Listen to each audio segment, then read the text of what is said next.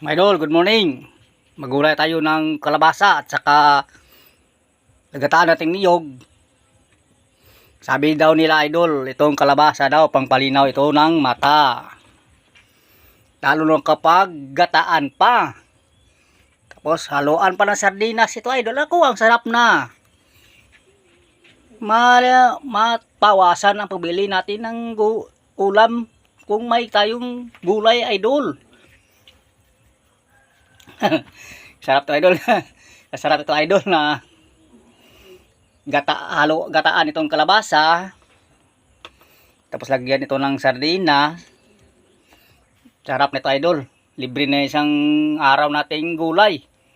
Kung mayroon ka nito idol, maghanap tayo idol Lalo na idol kung may pangmerienda tayong ganito. Yan, ganito idol Sabi nila ito idol, itong pinya pang merienda. Masarap kasi at ito idol na pang merienda. Kapag may tanim ka dito idol, mayroon di ka na makabili.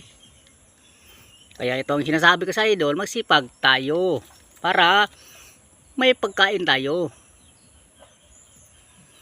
At di na tayo umaasa sa kanila. Di ba idol?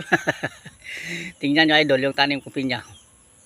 Ito idol masarap na yan idol na pang merienda. Yan, marami ng bunga.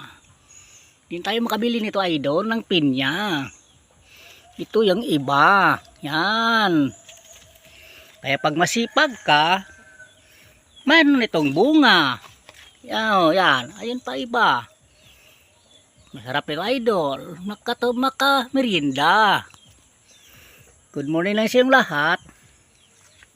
Kung gusto nyo makatikim ng pangmerienda na pinya, punta lang kayo dito. Pabigyan kayo ng libre na pinya. Diba?